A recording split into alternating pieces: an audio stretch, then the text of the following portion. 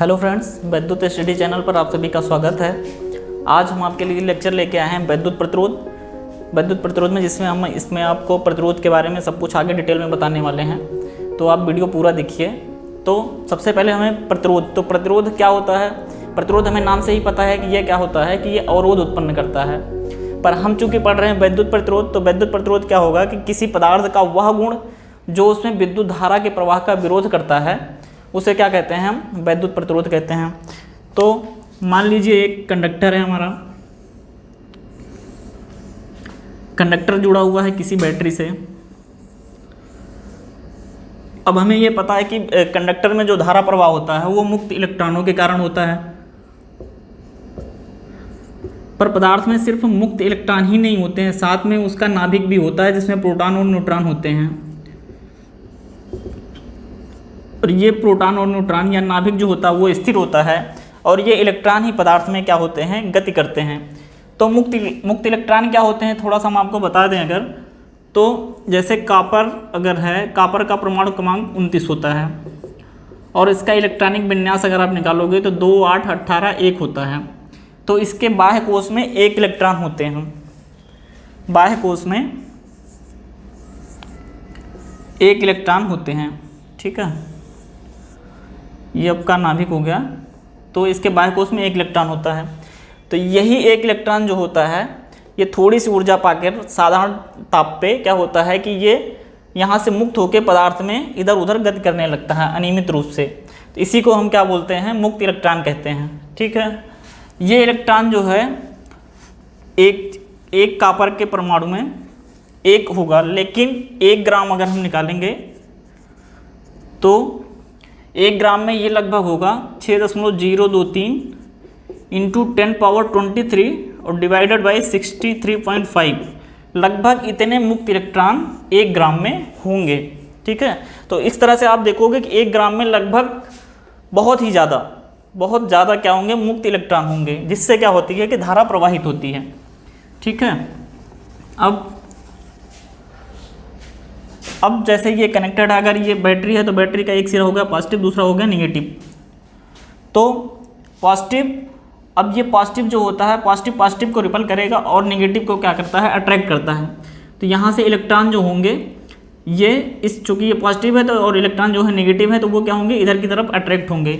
और चूँकि गति करने के लिए सिर्फ इलेक्ट्रॉन ही फ्री हैं, तो इलेक्ट्रॉन की ही गति होगी। स्थिर इन धनावेशों का गति इधर नहीं होगी, सिर्फ इलेक्ट्रॉन ही इधर से इधर की तरफ गति करेंगे। तो इलेक्ट्रॉनों की गति की दिशा क्या होगी, इधर से इधर की तरफ होगी, ठीक है। लेकिन धारा की दिशा जो हम मानते हैं जो कन्वेंशनली माना गया है, वो धनावेशों के प्रवाह की दिशा में माना गया है, ठीक है। तो धनावेश अगर हम ये मान लीजिए अगर ये धनावेश है, तो अगर ये गति करता, जो कि करता नहीं है, लेकिन हम ये मान लेते हैं कि अगर ये इधर को गति करेगा, क्योंकि ये पॉजिटिव है और ये नेगेटिव है, पॉजिटिव नेगेटिव इधर अट्रैक्ट होगा, तो धनावेशों की गति की दिशा इधर होगी, ऋणावेशों की गति की दिशा इधर होगी। तो इलेक्ट्रॉन की गति की दिशा अगर इधर है, तो धारा की गति की दिशा किधर होगी, इधर। मतलब धारा किधर से किधर बहेगी इस सर्किट में, यहाँ से यहाँ, ठीक है। धारा की दिशा ये होगी, ठीक। अब रेजिस्टेंस, तो रेजिस्टेंस को हम R से डिनोट करते हैं, और इसका सर्किट का परिपथ का ऐसे दिखाते हैं कुछ इस तरीके से, ठीक है। अब विद्युत प्रतिरोध के कुछ नियम होते हैं।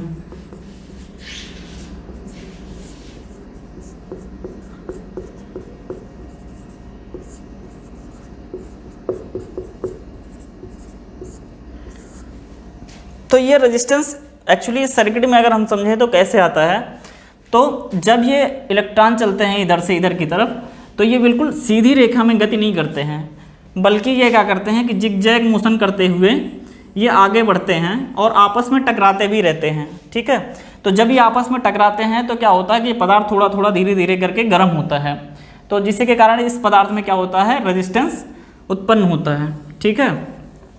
अब विद्युत प्रतिरोध के क्या नियम है। विद्युत प्रतिरोध का नियम सबसे पहला क्या है, R जो होता है वो डायरेक्टली इसकी लंबाई के समानुपाती होता है। ये कंडक्टर कितना लंबा है उस पर डिपेंड करेगा। जितनी ज़्यादा इसकी लंबाई होगी उतना ज़्यादा इसका प्रतिरोध होगा। क्यों? क्योंकि ये मान लीजिए अगर ये रेजिस्टेंस, ये कंडक्टर जो है जितना लंबा होगा तो ये इलेक्ट्रॉन क्या होंगे, उतने ही ज़्यादा उसमें आपस में टकराते हुए आगे बढ़ेंगे, जिससे क्या होगा कि रेजिस्टेंस उतना ही ज़्यादा होगा। दूसरा क्या होता है कि आर जो होता है डायरेक्टली इन्वर्सली प्रोपोर्शनल होता है 1/a के। 1/a क्या मतलब? इसका अनुप्रस्थ काट का क्षेत्रफल। जैसे ये मान लीजिए अगर कंडक्टर है तो ये उसका अनुप्रस्थ काट का क्षेत्रफल होता है, उसको हम ए से डिनोट करते हैं। ठीक है, ये अनुप्रस्थ काट का क्षेत्रफल जितना ज़्यादा होगा उसका रेजिस्टेंस क्या होगा, उतना ही कम होगा। मान लीजिए कि जैसे एक रोड है अगर, तो उस पे से अगर 10 आदमी गुजर रहे हैं, 10 मैन गुजर रहे हैं। अब अगर हम रोड का साइज बढ़ा दें तो क्या होगा, इस पे इनको कम रेजिस्टेंस का पाथ मिलेगा और ये आसानी से यहाँ से यहाँ तक चले जाएंगे। तो वही चीज़ यहाँ पे एरिया है, एरिया जितने ज़्यादा होगा तो क्या होगा कि रेजिस्टेंस उतना ही कम होगा। ठीक है, अब 1 और 2 को अगर हम साथ में लेंगे तो क्या होगा, R directly proportional to L/A। और आपको पता है कि अगर हम प्रोपोर्शनल हटाते हैं तो एक कांस्टेंट आ जाता है, यहाँ पे जो कांस्टेंट आएगा उसको हम रो बोलते हैं, और जिसको रो को हम बोलते हैं क्या है, विशिष्ट प्रतिरोध, या इसी को प्रतिरोधकता भी बोलते हैं। तो R equal to row L/A, और R का मात्रक हमें पता है क्या होता है, ओम होता है। ठीक, अब विशिष्ट प्रतिरोध क्या होता है,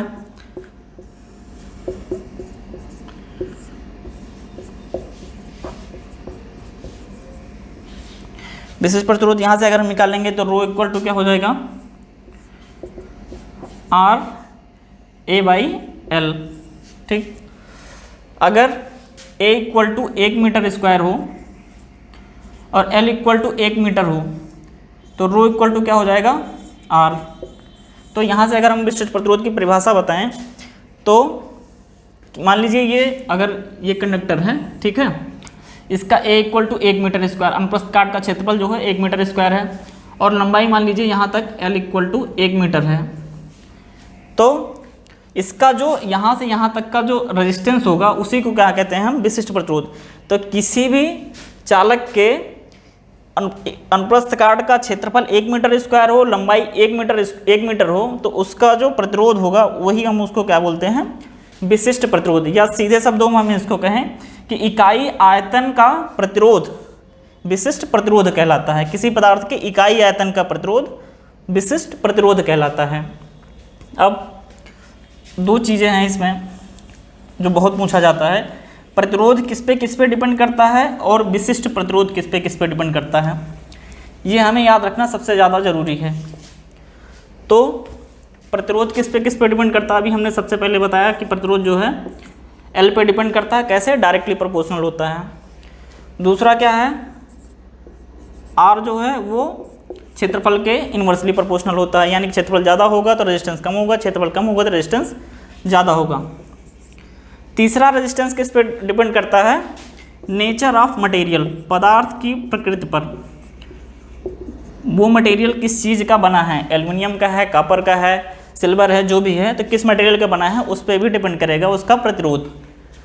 चौथा क्या है, टेम्परेचर, एक बहुत ही बड़ा फैक्टर होता है जो रेजिस्टेंस पे डिपेंड करता है। ठीक है, टेम्परेचर पे रेजिस्टेंस डिपेंड करता है। लेकिन ये कंडक्टर, सेमीकंडक्टर और इंसुलेटर में अलग अलग तरीके से इफ़ेक्ट करता है। कैसे, कंडक्टर में क्या होगा, अगर टेम्परेचर बढ़ेगा तो रेजिस्टेंस भी क्या होगा, बढ़ेगा।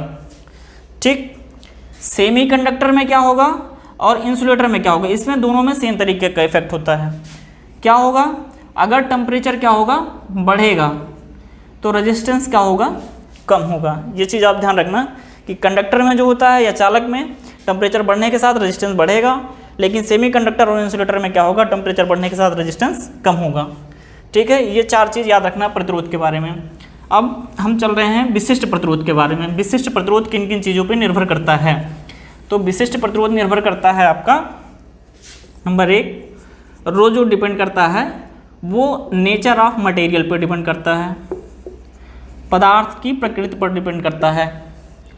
नंबर दूसरा क्या है, रो जो है ये भी क्या करता है, टेम्परेचर पर डिपेंड करता है, ठीक है, ये भी तापमान से प्रभावित होता है विशिष्ट प्रतिरोध, लेकिन ये लंबाई और क्षेत्रफल पर डिपेंड नहीं करता। कुछ लोग क्या करते हैं कि रो इक्वल टू RA/L, तो इससे लोग निकाल लेते हैं कि रो इक्वल टू रो जो है वो क्षेत्रफल पर डिपेंड करेगा और लंबाई पर डिपेंड करेगा, जबकि ये चीज़ गलत है। रो जो है वो लंबाई और क्षेत्रफल से स्वतंत्र होता है, ठीक है, वो इसके लिए कांस्टेंट होगा, लेकिन ये जैसे मटेरियल पर डिपेंड करेगा। अगर आपका एल्युमिनियम का है तो रो की वैल्यू अलग होगी, कॉपर का है तो रो की वैल्यू अलग होगी, सिल्वर है तो रो की वैल्यू अलग होगी, या जो भी मटेरियल है उस पर डिपेंड करता है ये, लेकिन ये लंबाई और क्षेत्रफल पर डिपेंड नहीं करता है। अब हम आपको बता देते हैं, सिल्वर, कॉपर और एल्युमिनियम, इसकी वैल्यू याद रखना, कभी कभी ये पूछा जा सकता है। तो इसका 1.64 इंटू 10⁻⁸ ओम मीटर होता है, ठीक। कॉपर का होता है 1.72 इंटू 10⁻⁸ ओम मीटर, इसका 2.8 इंटू 10⁻⁸ ओम मीटर क्या होता है, विशिष्ट प्रतिरोध एट 20 डिग्री सेंटीग्रेड। अभी हमने बताया कि विशिष्ट प्रतिरोध जो है टेम्परेचर पर डिपेंड करता है, तो 20 डिग्री सेंटीग्रेड पे ये वैल्यू होती है। सिल्वर की 1.64, कॉपर की 1.62 और एल्युमिनियम की 2.8 इंटू 10⁻⁸ ओम मीटर होता है, ठीक। विशिष्ट प्रतिरोध के बारे में अभी आप इतना जाने, विशिष्ट प्रतिरोध का मात्रक भी ओम मीटर होता है, ध्यान रखना। अब दो चीज़, एक क्या है कंडक्टेंस और दूसरा क्या है कंडक्टिविटी, ठीक। कंडक्टेंस जिसे हिंदी में चालकता बोलते हैं। कंडक्टेंस क्या होता है, जैसे अभी हमने बताया कि प्रतिरोध जो है धारा प्रवाह का विरोध करता है, तो कंडक्टेंस जो गुण है वो क्या करता है कि धारा प्रवाह में सहायता करता है, असिस्ट करता है, ठीक है। तो कंडक्टेंस जो होता है G इक्वल टू होता है 1/R, R का जस्ट व्युत्क्रम जो होता है वो क्या कहलाता है कंडक्टेंस, ठीक। तो कंडक्टेंस इसका मात्रक क्या होगा 1/ओम, और ओम को इसको हम क्या कहेंगे 1/ओम को ओम इनवर्स कह लें, या फिर इसी को महो भी बोलते हैं, उल्टा ओम लिख रहे हैं ओम या महो, ठीक है, महो, और इसी का क्या बोलते हैं हम साइमन भी बोलते हैं, ठीक है। तो कंडक्टेंस का ये मात्रक याद रखना, अक्सर पूछा जाता है ओम इनवर्स या महो या साइमन, ठीक। इसी तरीके से क्या है कंडक्टिविटी, कंडक्टिविटी क्या है, जैसे ही अभी रजिस्टिविटी निकाला है, तो रजिस्टिविटी क्या होती है, कंडक्टिविटी को हम सिग्मा से डिनोट करते हैं, और ये रो का व्युत्क्रम होता है, ठीक है। तो अब यहाँ से अगर हम रो का इसका कंडक्टिविटी का मात्रक निकालेंगे तो क्या होगा, रो अभी हमें पता था रो इक्वल टू क्या होता है RA/L, तो यहाँ से आ जाएगा L का मात्रक ऊपर आएगा तो मीटर, और R का ओम, और A का मीटर स्क्वायर, तो मीटर स्क्वायर से मीटर कैंसिल हो जाएगा, तो ये आ जाएगा 1/ओम को अभी हमने बताया क्या महो, महो प्रति मीटर, या फिर इसको क्या कह लेंगे, महो को हमने बोला कि आप सीमन बोल सकते हो, तो इसको क्या बोल सकते हैं साइमन, साइमन प्रति मीटर, ठीक। ये चीज़ आप याद रखना, कंडक्टिविटी का मात्रक महो प्रति मीटर या साइमन प्रति मीटर, और कंडक्टेंस का मात्रक महो या साइमन होता है। अब रेजिस्टेंस इन सीरीज, ठीक है, सीरीज में रेजिस्टेंस अगर हम लगाते हैं तो उसका इक्विवेलेंट रेजिस्टेंस क्या होता है, तुल्य प्रतिरोध। मान लीजिए कि 3 रेजिस्टेंस सीरीज में लगे हुए हैं, क्या है R1, R2, R3। अब अगर आपसे ये पूछा जाए कि इसका तुल्य प्रतिरोध कितना होगा, ये सीरीज में 3 रेजिस्टेंस अगर आपस में जुड़े हुए हैं तो इसका जो टोटल रेजिस्टेंस होगा वो कितना होगा, तो उसके लिए हम फार्मूला निकालते हैं। अब इसमें मान लीजिए ये I करंट फ्लो कर रही है, ठीक, ये I करंट फ्लो करेगी तो यहाँ से यहाँ तक पूरी करंट जो होगी I ही होगी, क्योंकि इसमें और कोई पाथ नहीं है, ठीक है। अब इसके अक्रॉस वोल्टेज हमने मान लिया क्या है V1 है, ठीक। इस R2 वाले के अक्रॉस कितना है V2 है, सिमिलरली R3 के क्रॉस कितना है V3, ठीक। और इस यहाँ से यहाँ तक का जो टोटल वोल्टेज ड्रॉप है वो कितना है V है। टोटल वोल्टेज जो है V लगा है और ये V equal to V1 plus V2 plus V3 के बराबर होगा। तो यहाँ से हम लिख सकते हैं V equal to V1 plus V2 plus V3, ठीक। अब ये V क्या है, V1 क्या हो जाएगा, यहाँ पे करंट I फ्लो कर रही है और ये रेजिस्टेंस R1 है, तो क्या हो जाएगा IR1 प्लस यहाँ पे इसके अक्रॉस क्या होगा, यहाँ भी करंट I ही फ्लो कर रही है और इसका रेजिस्टेंस कितना है R2, तो ये हो जाएगा IR2। तीसरा कौन सा है, यहाँ पे करंट I है और रेजिस्टेंस क्या है IR3, तो ये IR3, यहाँ से I कॉमन ले लेंगे अगर हम, तो R1 plus R2 plus R3, ठीक। अब I को इधर ले आएंगे तो क्या हो जाएगा V/I, और V/I को क्या बोलते हैं, ये V/I जो है ये टोटल वोल्टेज है और ये टोटल करंट है। तो इसका V/I को क्या इक्वल टू क्या होता है R, जो इसका टोटल रेजिस्टेंस होगा। तो V/I को हम क्या लिख सकते हैं R, और ये इक्वल टू होगा R1 plus R2 plus R3, ठीक। ये 3 रेजिस्टेंस के लिए हमने निकाल लिया। ऐसे ही अगर n रेजिस्टेंस हो तो R1 plus R2 plus R3, R1 plus R2 plus R3 up to so on Rn तक, ठीक है। जितने भी रेजिस्टेंस हैं वो इक्विवेलेंट रेजिस्टेंस के बराबर होगा। डायरेक्टली क्या उनको जोड़ देना अगर सीरीज में जुड़े हों। अब अगर पैरेलल में हो तो क्या होगा, 3 रेजिस्टेंस अगर पैरेलल में हैं तो उनका इक्विवेलेंट रेजिस्टेंस क्या होगा।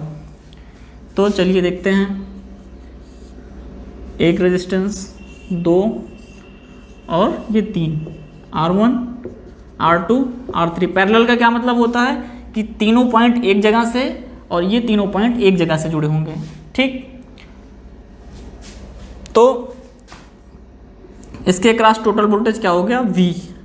अब ये चूंकि पैरेलल में इसके अक्रॉस भी वोल्टेज, इसके अक्रॉस वोल्टेज और यहाँ पे वोल्टेज सेम होगा, ठीक है। अब जो करंट होगी, अगर यहाँ से I करंट फ्लो कर रही थी तो यहाँ से इसको 2 रास्ते मिल गए, तो इसमें करंट मान लीजिए क्या गई I3, यहाँ R3 लिया इसलिए हमने यहाँ पे I3 ले लिया, ठीक है। अब इसमें कोई करंट गई, मान लीजिए वो कितना हुई I2, और इसमें क्या हुआ I1, ठीक है। तो किरचॉफ के लॉ से अब हम इसको प्रूव करेंगे। किरचॉफ का लॉ क्या होता है कि जितना करंट इंटर करती है किसी संधि पे उतना ही करंट क्या होती है निकलती है, ठीक है। तो ये I जो होगी I1 plus I2 plus I3 के बराबर होगी, जितना करंट गई उतना ही वापस आएगी। तो I equal to I1 plus I2 plus I3 होगी, ठीक। अब I1 अगर हम निकालें तो I1 इक्वल टू ये टोटल वोल्टेज है V और ये R1, तो I1 इक्वल टू क्या हो जाएगा V/R1 होगा, ठीक है। तो I1 इक्वल टू क्या है V/R1। I2 क्या है, ये टोटल वोल्टेज V और ये R2, तो V/R2। ऐसे ही I3 क्या है V/R3। यहाँ से V कॉमन लेंगे तो क्या हो जाएगा 1/R1 plus 1/R2 plus 1/R3, ठीक। V को इधर ले आएंगे तो क्या हो जाएगा I/V equal to 1/R1 plus 1/R2 plus 1/R3। अब देखो IV क्या है, IV जो है टोटल वोल्टेज है, I क्या है टोटल करंट है। तो किसी सर्किट में टोटल वोल्टेज और टोटल करंट का जो रेशियो होता है वो क्या होता है रेजिस्टेंस के बराबर होता है। V/I इक्वल टू क्या होता है V/I इक्वल टू R होता है, ठीक है। लेकिन यहाँ पे क्या है I/V, तो I/V को हम क्या लिखेंगे 1/R। इस सर्किट का जो टोटल रेजिस्टेंस होगा 1/R इक्वल टू क्या होगा 1/R1 plus 1/R2 plus 1/R3, ठीक। ये क्या हो गया हमको पैरेलल में रेजिस्टेंस का इक्विवेलेंट रेजिस्टेंस का फार्मूला मिल गया। ऐसे ही मान लीजिए 3 4 5 जितने भी होंगे तो 1/R equal to 1/R1 plus 1/R2 plus 1/R3 plus up to 1 जितने भी तुम्हारे रेजिस्टेंस हैं। अब एक टॉपिक और आपका बचता है क्या इसमें, प्रतिरोध ताप गुणांक। हम इसको जल्दी जल्दी बता देंगे, अगर आप कहोगे तो इसका मैं एक अलग से वीडियो बना दूंगा क्योंकि बहुत लंबा हो जाएगा प्रतिरोध ताप गुणांक का। बस इसको शॉर्ट में हम बताएंगे प्रतिरोध ताप गुणांक क्या होता है। तो अगर हम मान लीजिए कि ये थर्मल स्केल है, यहाँ पे 0 डिग्री सेंटीग्रेड और यहाँ पे T डिग्री सेंटीग्रेड, ठीक है। किसी भी पदार्थ का टेम्परेचर हम बढ़ाते बढ़ाते T डिग्री सेंटीग्रेड तक ले गए, ठीक है। पदार्थ क्या हम कंडक्टर मान रहे हैं, तो इनिशियली हम इसका रेजिस्टेंस मान लीजिए 0 डिग्री सेंटीग्रेड पे कितना था, R0, और टेम्परेचर बढ़ाते बढ़ाते ले गए T डिग्री सेंटीग्रेड तक, तो उसका रेजिस्टेंस कितना हो गया, RT। ठीक, तो अब ये RT जो होगा, यहाँ से यहाँ तक रेजिस्टेंस में कितना चेंज होगा, तो उसको क्या बोलेंगे, change in resistance, delta R अगर हम इसको बोलें तो क्या होगा, RT माइनस R0। ठीक, तो ये जो इसके रेजिस्टेंस में चेंज होगा 0 डिग्री सेंटीग्रेड से T डिग्री सेंटीग्रेड तक, वो किस पे डिपेंड करेगा, RT माइनस R0 जो चेंज इन रेजिस्टेंस है वो किस पे डिपेंड करेगा, इनिशियल रेजिस्टेंस पर, उसका स्टार्टिंग में रेजिस्टेंस कितना था उस पर डिपेंड करेगा। ठीक, प्रोपोर्शनल होगा R0। ठीक, दूसरा RT माइनस R0 किस पे डिपेंड करेगा, टेम्परेचर पे, ये टेम्परेचर कितना बढ़ा रहे हो या कितना घटा रहे हो उस पर डिपेंड करेगा, तो ये क्या हो जाएगा, T। ठीक, अब दोनों समीकरण को अगर हम एक साथ में लेंगे तो RT minus R0 proportional to R0 T। ठीक, अब RT माइनस R0 अगर यहाँ से हम प्रोपोर्शनल हटाएंगे तो एक कांस्टेंट आएगा जिसको क्या बोलते हैं, अल्फ़ा 0 R0 T। ठीक, इसी अल्फ़ा 0 का क्या हम बोलते हैं, प्रतिरोध ताप गुणांक, ताप गुणांक। ठीक, अब यहाँ से अगर हम फार्मूला निकालना चाहें, अल्फ़ा 0 की वैल्यू क्या होगी, alpha 0 equal to RT minus R0 upon R0 T। ठीक, ये आपको एक फार्मूला मिल जाता है प्रतिरोध ताप गुणांक का। प्रतिरोध ताप गुणांक की अगर आप परिभाषा निकालनी है तो परिभाषा निकालने के लिए अगर हम यहाँ से लेंगे R0 इक्वल टू 1 ओम और T equal to 1 degree centigrade. ठीक है, तो अल्फ़ा 0 इक्वल टू क्या हो जाएगा, RT माइनस R0। ठीक, यानी कि जो है change in resistance RT minus R0 को, तो किसी भी पदार्थ का इकाई ओम का अगर कोई पदार्थ है उसका टेम्परेचर 1 डिग्री सेंटीग्रेड तक बढ़ाएं तो उसके रेजिस्टेंस में जितना चेंज होगा उसी को हम क्या कहते हैं, प्रतिरोध ताप गुणांक कहते हैं। ठीक है, अब प्रतिरोध ताप गुणांक का मात्रक अगर हम निकाल लें, alpha equal to RT minus R0 upon R0 T, formula पता है।